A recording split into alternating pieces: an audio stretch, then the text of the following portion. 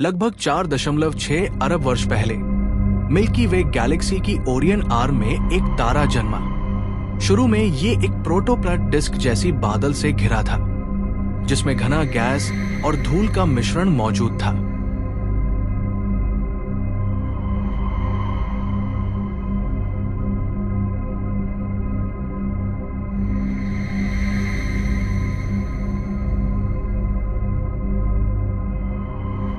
ये तारा हमारा सूर्य था और कुछ ऐसा दिखता था हमारा सौर मंडल, जब ग्रह अभी उभरने से पहले केवल गैस और धूल के बादलों में लिपटा था।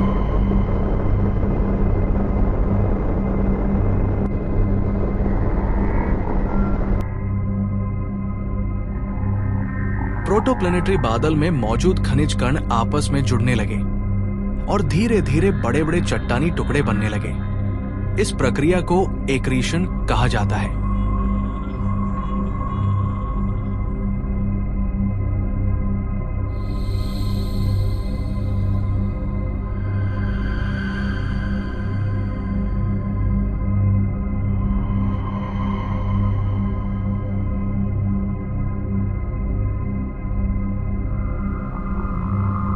जैसे जैसे ये चट्टानी टुकड़े बड़े होते गए, उन्होंने और भी छोटे कणों को आकर्षित किया और पहले एस्टेरॉयड बने। हाल तक ये माना जाता था कि ये एस्टेरॉयड आपस में टकराते रहे, धीरे धीरे मिलकर ग्रह निर्माण के शुरुआती ब्लॉक्स, प्लैनेटेसिमल्स और प्रोटोप्लैनेट्स का निर्माण करते गए। इस सिद्धांत में समस्या ये थी कि आधुनिक कंप्यूटर मॉडलिंग ने दिखाया कि ये टकराव शायद वृद्धि की बजाय एस्टेरॉयड के विनाश का कारण बनते हैं।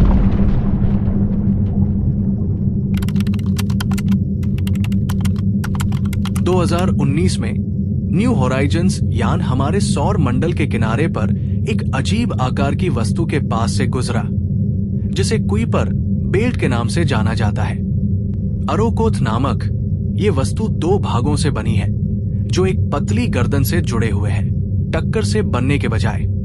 अरोकोथ का आकार दो अलग अलग वस्तुओं की कहानी कहता है, जो एक दूसरे की परिक्रमा समकालिकता से करती है और फिर धीरे धीरे एक दूसरे से जुड़कर विलीन हो जाती है।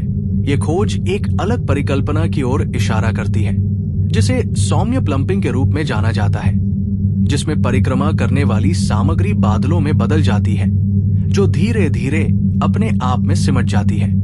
समय के साथ इस समूहन ने ग्रहों और प्रोटोप्लैनेट का निर्माण किया, जिनसे अंततः वास्तविक ग्रहों का निर्माण हुआ। इनमें से एक ग्रह पृथ्वी थी। लगभग 4.6 अरब साल पहले मिल्की वे आकाशगंगा की ओरियन भुजा में एक तारे का जन्म हुआ।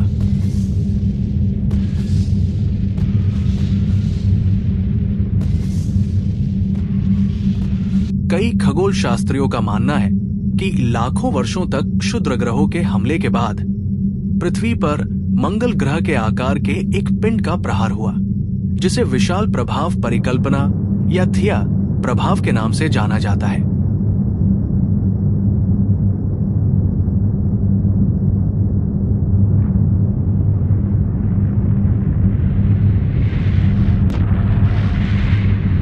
इस प्रलयकारी घटना ने इतनी ऊष्मा उत्पन्न की कि पृथ्वी की सतह द्रवीभूत हो गई और वो पिघले हुए मैग्मा के विशाल महासागर में बदल गई। लेकिन कुछ और भी हो रहा था, जो सचमुच हमारे ग्रह की नियति बदल देगा। भारी टक्कर के बाद अंतरिक्ष में उड़ी अधिकांश सामग्री पृथ्वी की कक्षा में ही रह गई तथा एक बार फिर अभिवृद्धि की प्रक्रिया शुरू हो गई। छोटे धूल कणों से पदार्थ एक साथ इकट्ठा हुए और बड़े बड़े टुकड़े बनते गए, जो समय के साथ मिलकर पृथ्वी सहित ग्रहों का निर्माण करने लगे। पदार्थ के बड़े बड़े टुकड़े एक साथ आते गए, जब तक कि उन्होंने एक नया परिक्रमा उपग्रह नहीं बना लिया, हमारा चंद्रमा।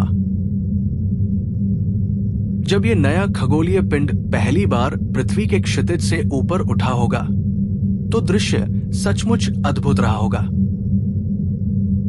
अपने शुरुआती दिनों में चंद्रमा भूगर्भीय रूप से सक्रिय था, और आज की तुलना में पृथ्वी से लगभग 16 गुना अधिक निकट था, जो प्राचीन आकाश में एक विस्मयकारी दृश्य था।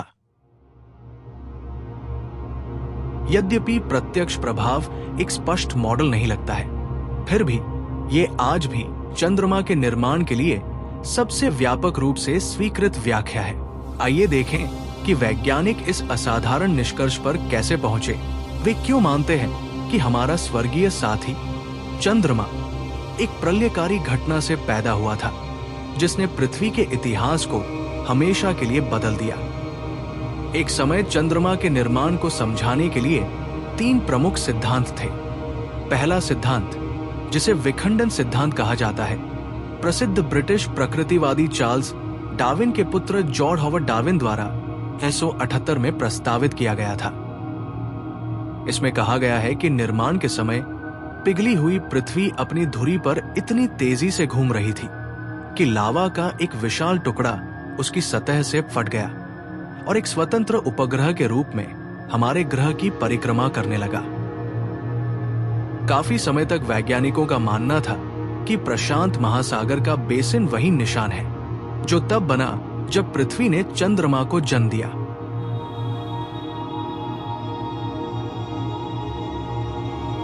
चंद्रमा की उत्पत्ति के लिए एक और सिद्धांत है, कैप्चर थ्योरी। इसका विचार यह है कि कभी अंतरिक्ष में भटकते हुए एक पिंड को पृथ्वी के गुरुत्वाकर्षण ने अपनी पकड़ में ले लिया। यह सिद्धांत बताता है कि चंद्रमा शुरू में एक स्वतंत्र ग्रहिका था, जो सौर मंडल के जन्म के समय पृथ्वी से ज्यादा दूर नहीं बना था। इस टकराव ने चंद्रमा को उसकी कक्षा से हटा दिया और धीरे धीरे पृथ्वी ने उसे अपने साथ बांध लिया। अंत में चंद्रमा की उत्पत्ति को समझाने के लिए एक तीसरा सिद्धांत है, जिसे कोफॉर्मेशन थ्योरी कहा जाता है। इस मॉडल के अनुसार चंद्रमा लगभग अपनी वर्तमान स्थिति पर बना, पृथ्वी के निर्माण के बाद बचे हुए अवशिष्ट चट्टानों और धूल से। यह मॉडल इसलिए विश्वास योग्य लगा क्योंकि हमारे सौर मंडल के ग्रह इसी तरह सूर्य के चारों ओर बने थे। इसके अलावा बृहस्पति और शनि जैसे गैस दानव ग्रहों के उपग्रह भी इसी तरह बने थे। लेकिन इन किसी भी सिद्धांत को साबित या खारिज करने का कोई तरीका नहीं था, जब तक हम वास्तव में चंद्रमा तक नहीं पहुंचते और उसकी मिट्टी का विश्लेषण नहीं करते।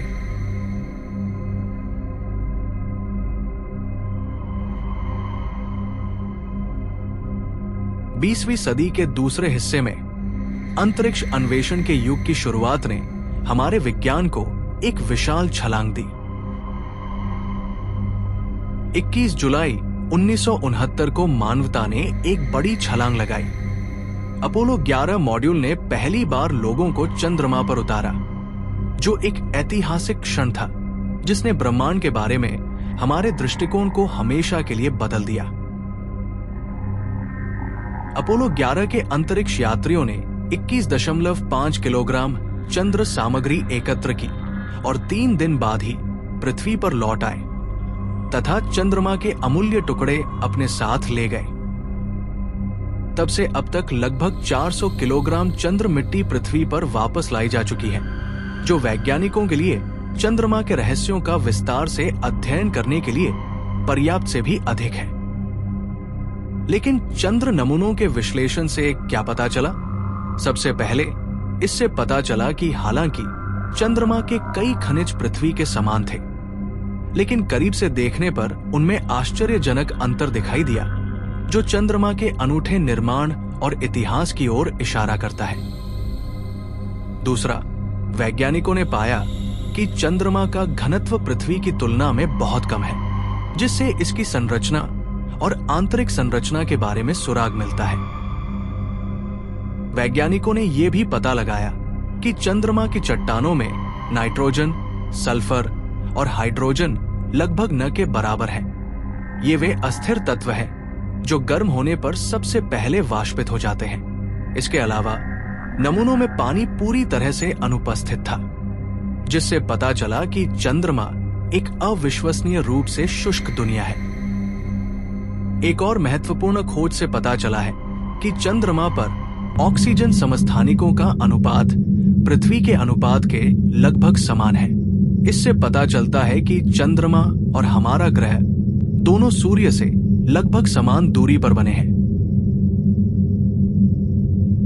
इस नए डेटा से लैस होकर वैज्ञानिकों ने चंद्रमा के निर्माण के मौजूदा सिद्धांतों का पुनर्मूल्यांकन किया तथा सावधानीपूर्वक ये निर्धारित किया कि कौन सा मॉडल इसकी अनूठी विशेषताओं को सबसे अच्छी तरह से समझाता है।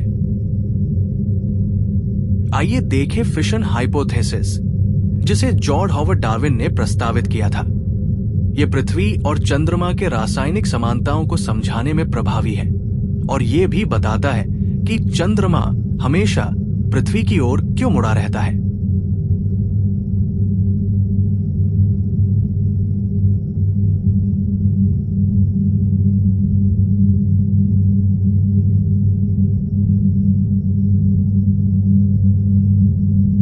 लेकिन यह सिद्धांत उस सवाल का उत्तर नहीं देता कि चंद्रमा से सारी उड़नशील वॉलेटाइल तत्वें कहां चली गई।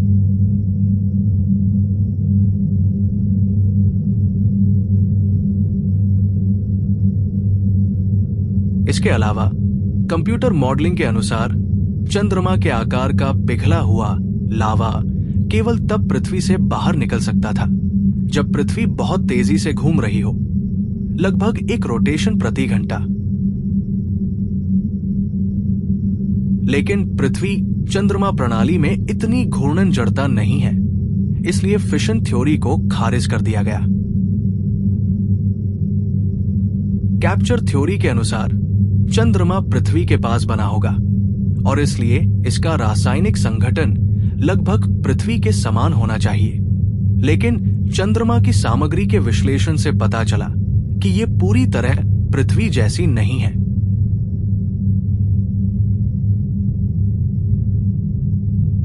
अगर चंद्रमा प्रोटोप्लैनेट डिस्क के पृथ्वी से दूर किसी हिस्से में बना होता तो इसका संगठन पृथ्वी से अलग होना समझ में आता।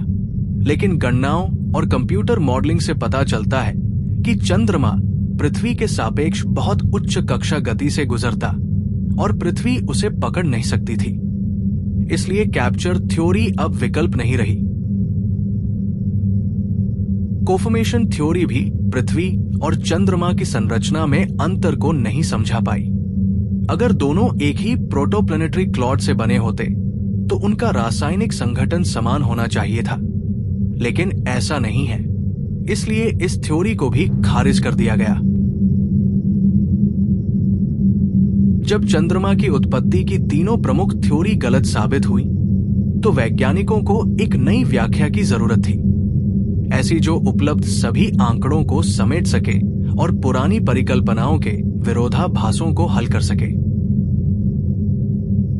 1970 के दशक में चांद के बनने की एक नई परिकल्पना वैज्ञानिकों के बीच उभरने लगी, जिसे विशाल टक्कर सिद्धांत या जायंट इंपैक्ट थ्योरी कहा गया।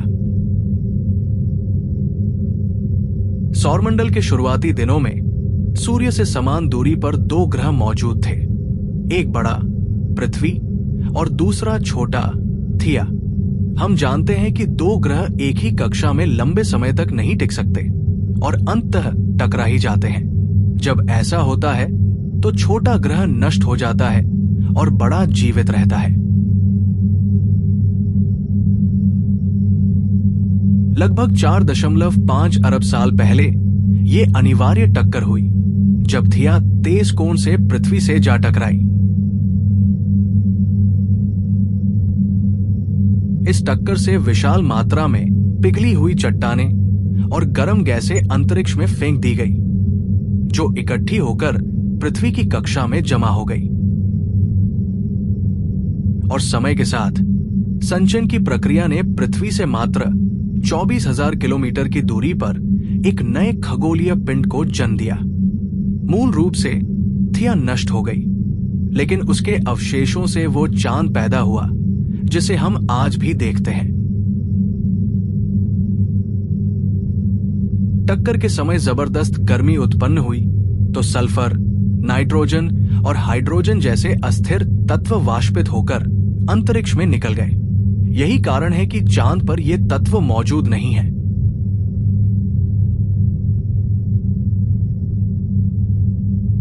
चांद पर लोहे की कमी को इस तथ्य से समझाया जाता है कि थिया का लगभग सारा लोहा पृथ्वी ने अपने अंदर समा लिया था। चांद हमेशा हमें अपनी एक ही सतह दिखाता है, क्योंकि पृथ्वी और थिया के संयुक्त टकराव से बने इस कक्षीय तंत्र में उनके जड़त्व आघूर्ण ने उसे स्थायी रूप से एक ही दिशा में बांध दिया। यह भी संभव है कि पृथ्वी का 23.5 डिग्री का झुकाव इसी विशाल टक्कर का परिणाम हो। बेशक हम कभी भी थिया के अस्तित्व का पूर्ण प्रमाण नहीं पा सकेंगे, ये हमेशा एक परिकल्पना ही बना रहेगा। लेकिन कंप्यूटर मॉडलिंग और चांद की मिट्टी से मिले आंकड़े इस जायंट इंपैक्ट हाइपोथेसिस का मजबूती से समर्थन करते हैं, जो चांद के जन्म की सबसे विश्वसनीय व्याख्या मानी जाती है।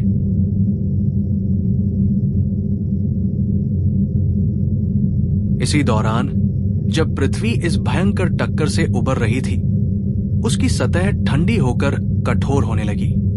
इसने एक वायुमंडल बनाना शुरू किया, जिसमें कार्बन डाइऑक्साइड, कार्बन मोनोऑक्साइड, जल, हाइड्रोक्लोरिक एसिड, सल्फर, नाइट्रोजन और मीथेन शामिल थे, जो भूपर्वती के विनाश और बाद में आने वाले ज्वालामुखियों से उत्सर्जित हुए।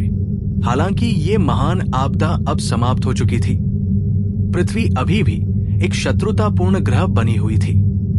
ये ज्वालामुखीय भूभागों, गर्म, शुष्क और वीरान वातावरण का स्थान था, जिसमें घना, उच्च दाब वाला, घातक गैसों से भरा वायुमंडल था। पृथ्वी के इस समय को उचित रूप से हेडियन युग कहा जाता है, जिसका नाम हेड्स, प्राचीन अंडरवर्ल्ड के देवता, के नाम पर रखा गया है। यह पृथ्वी का एक ऐसा समय भी था जब अत्यधिक भूगर्भीय गतिविधियां हो रही थी, असंख्य ज्वालामुखीय विस्फोटों के साथ।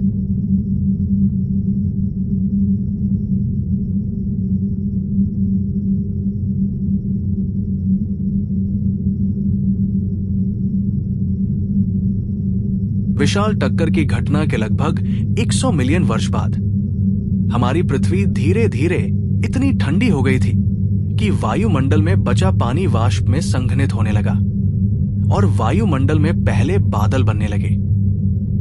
ये जलवाष्प के बादल पृथ्वी की परावर्तकता यानी एल्बिडो बढ़ाने लगे। अधिक सौर ऊर्जा अंतरिक्ष में वापस परावर्तित होने लगी और ग्रह को और ठंडा होने का अवसर मिला। आखिरकार परिस्थितियां ऐसी बनी कि पानी अपनी द्रव अवस्था में मौजूद रह सका।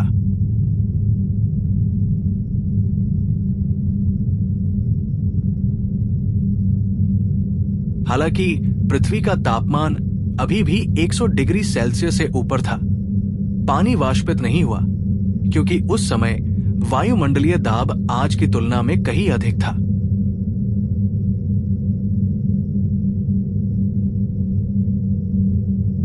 इस वजह से जलकण बन सके और इतनी गर्म परिस्थितियों में भी पृथ्वी की सतह की ओर गिरने लगे। यहीं से हमारे ग्रह के इतिहास में पहली बारिश की शुरुआत हुई।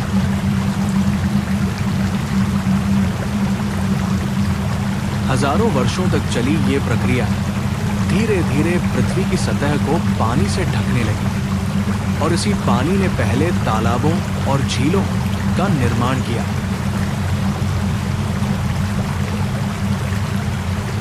और फिर समुद्रों का निर्माण किया। हजारों वर्षों की इस प्रक्रिया के बाद पृथ्वी की पूरी सतह पानी से ढक गई और ये एक महासागरीय दुनिया बन गई, जो लाल रंग के मीथेन कोहरे में लिपटी हुई थी। लगभग 4 अरब वर्ष पहले हमारे विश्व के इतिहास के प्रथम अध्याय हेडियन युग के अंत तक पृथ्वी पर कोई शुष्क भूमि विद्यमान नहीं थी। जल जीवन के लिए आवश्यक है। यह पृथ्वी की सतह का 70% भाग घेरता है और मानव शरीर का 60% भाग इसी से बना है। इसके बिना हमारा अस्तित्व ही नहीं होता। लेकिन ये क्रिटिकल कंपाउंड कहां से आया? काफी लंबे समय से वैज्ञानिक ये समझते रहे हैं कि भले ही पृथ्वी का निर्माण 4.6 अरब साल पहले पानी से हुआ होता, तब भी ग्रह इतना गर्म था कि ये पानी बस उबलकर भाप बन जाता। फिर भी हम ये जानते हैं कि कम से कम 4.1 अरब साल पहले पृथ्वी की सतह पर द्रव रूप में पानी मौजूद था। एक व्याख्या यह है कि जब हमारा ग्रह पर्याप्त रूप से ठंडा हो गया और द्रव पानी को सहन कर सकता था, तब यह पानी यहां धूमकेतु और उल्कापिंडों के जरिए आया।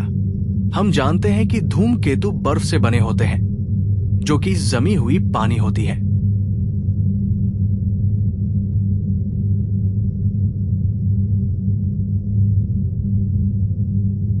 हमारे ग्रह को करोड़ों वर्षों तक धूमकेतुओं ने बमबारी की, और इसलिए सबसे सरल व्याख्या यही थी कि बर्फ धूमकेतु और उल्कापिंडों के जरिए यहां आई। जब ये पिघली तो महासागरों को पानी से भर दिया।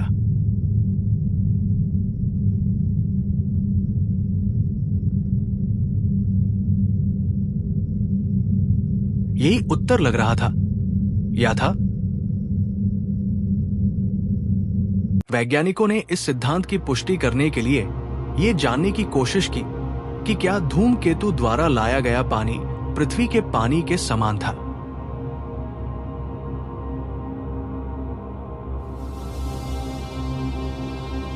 पानी तो पानी ही है, H2O का सूत्र सार्वभौमिक है।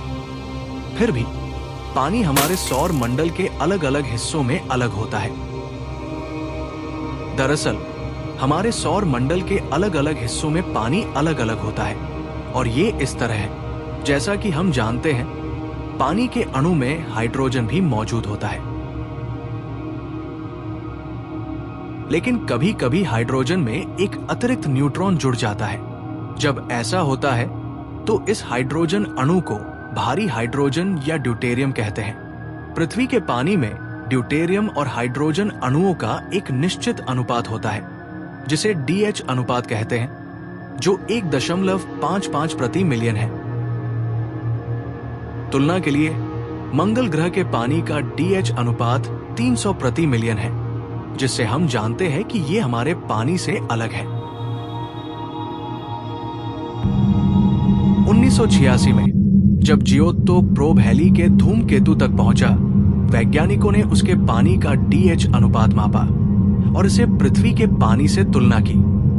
दोनों मेल नहीं खाए।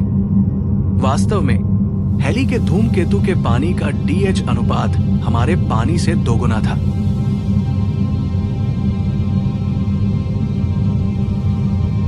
हेली के धूमकेतु के पानी का विश्लेषण करने के बाद वैज्ञानिकों ने हर उपलब्ध धूमकेतु में DH अनुपात मापना शुरू किया, मुख्यतः दूरबीनों की मदद से। जब हमने 5 और धूमकेतुओं के आंकड़ों का अध्ययन किया तो एक भी मेल नहीं खाया, लेकिन अब भी उम्मीद बाकी थी। अब तक केवल उन्हीं धूमकेतुओं का DH अनुपात मापा जा सका था जो हमारे सौर मंडल की बाहरी सीमा पर स्थित ऊट क्लाउड से आते थे। लेकिन एक और समूह है जिन्हें जुपिटर फैमिली कॉमेट्स कहा जाता है।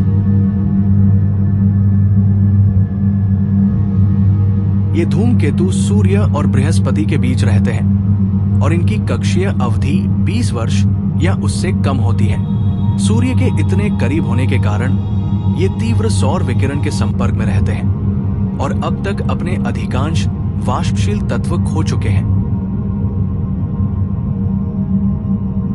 इसी कारण ये धूमकेतु अब ज्यादा चमकदार नहीं रहे और दूर से मापना बेहद कठिन है।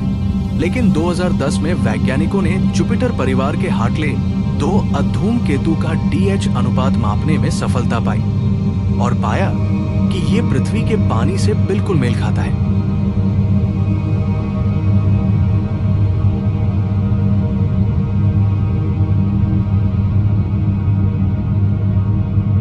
ऐसा लगा मानो सचमुच जुपिटर परिवार के धूमकेतु ही पृथ्वी पर पानी लाने के जिम्मेदार थे।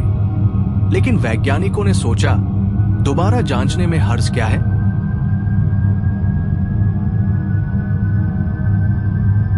2014 में प्रसिद्ध रोसेटा यान जुपिटर परिवार के चुर्यूमोव गेरासिमेंको धूमकेतु तक पहुंचा और उसके पानी का विश्लेषण किया।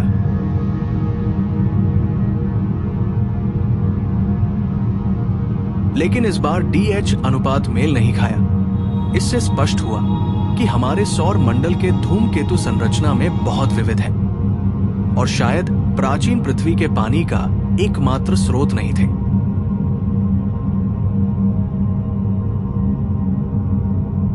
तो फिर पानी आखिर आया कहां से? जब धूमकेतु एक विश्वसनीय स्रोत साबित नहीं हुए, तो वैज्ञानिकों ने सूर्य के चारों ओर मंगल और बृहस्पति के बीच परिक्रमा करने वाले विशाल एस्ट्रॉयड्स की ओर ध्यान दिया, जो एस्ट्रॉयड बेल्ट का निर्माण करते हैं। आज इनमें पानी मौजूद है और माना जाता है कि सौर मंडल के निर्माण के समय इनमें और भी अधिक पानी था।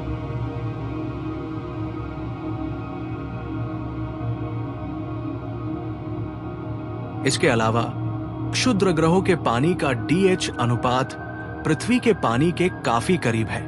ऐसा लग रहा था कि यह रहस्य फिर से सुलझ गया और इंटरनेट पर हर जगह ये खबरें छा गई। पानी पृथ्वी तक क्षुद्र ग्रहों के जरिए आया, धूमकेतुओं के जरिए नहीं।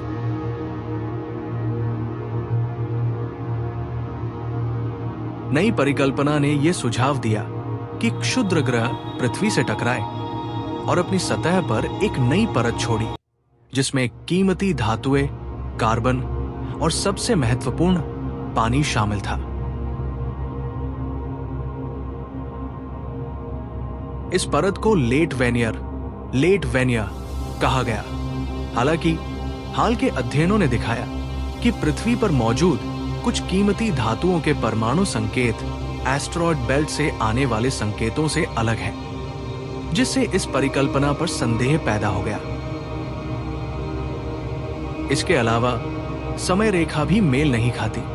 लेट वेनियर को 3.8 अरब साल पहले लेट हेवी बॉम्बार्डमेंट के दौरान पृथ्वी पर आया माना गया था, लेकिन आज हम जानते हैं कि हमारी पृथ्वी कम से कम 4.1 अरब साल पहले ही महासागरों से भरी हुई थी। इसका मतलब है कि क्षुद्र ग्रह हमारी पृथ्वी के पानी का स्रोत नहीं हो सकते थे। तो फिर पानी आया कहां से? ऐसा लगता है कि इसके घटक हमेशा से ही पृथ्वी पर मौजूद थे, हमारे ग्रह के निर्माण के समय से।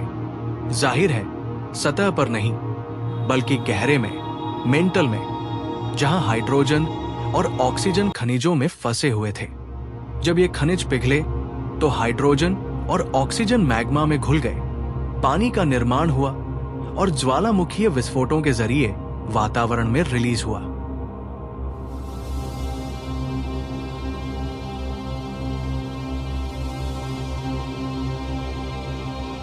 जब ग्रह की सतह पर्याप्त रूप से ठंडी हुई तो पानी बादलों का रूप लेने लगा और अंततः पृथ्वी की सतह पर वर्षा के रूप में गिरा, महासागरों को भर दिया। यह हमारे ग्रह पर पानी के उत्पत्ति विषय पर नवीनतम विचार है। हालांकि समय के साथ ये बदल सकता है यदि आगे के शोध नई खोजों की ओर ले जाए। लगभग 4 अरब साल पहले, जब पृथ्वी युवा और अत्यधिक भूगर्भीय गतिविधियों से भरी थी, ज्वालामुखीय शंकु पानी की सतह से ऊपर उठने लगे। इनसे छोटे ज्वालामुखीय द्वीप और द्वीप समूह बने। अनंत प्राचीन समुद्र में पहली जमीन के टुकड़े ऊपर उभरने लगे। समय के साथ विस्फोटित लावा उन द्वीप समूहों के चारों ओर इकट्ठा होता गया और द्वीप बड़े होते चले गए। धीरे धीरे ये छोटे द्वीप विशाल भूभागों में बदल गए और बने पृथ्वी के पहले प्रोटोकॉन्टिनेंट्स डॉट। ये था एक नए भूवैज्ञानिक युग का उदय, आर्कियन ईन, जिसका अर्थ प्राचीन ग्रीक में है उत्पत्ति या शुरुआत। हालांकि इस समय की पृथ्वी हेडिन युग की तुलना में हमारी आधुनिक पृथ्वी से अधिक मिलती जुलती थी, फिर भी ये एक शत्रुतापूर्ण और पराई दुनिया जैसी थी। वास्तव में यहाँ परिचित तत्व मौजूद थे। महासागर और जमीन, हवाएं और तूफानी वर्षाएं, बादल और ज्वार भाटा। लेकिन ये अब भी एक ऐसी जगह थी जहां वायुमंडल श्वास योग्य नहीं था, भूमि पथरीली थी और महासागर ऑक्सीजन से रहित थे।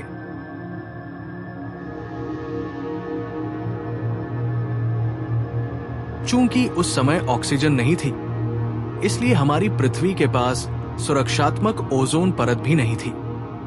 परिणाम स्वरूप इसकी सतह सूर्य से आने वाले डेडली यूवी रेडिएशन के सीधे संपर्क में थी, जबकि सूर्य आज की तुलना में लगभग 25% कम चमकीला था। लगभग 4 अरब वर्ष पहले इसी समय एक अत्यंत महत्वपूर्ण घटना घटी। इस घटना ने न केवल पृथ्वी की भूगोल और वायुमंडल, बल्कि इसके संपूर्ण स्वरूप को बदल दिया, और इसी कारण पृथ्वी अंततः वैसी बनी जैसी हम आज उसे जानते हैं।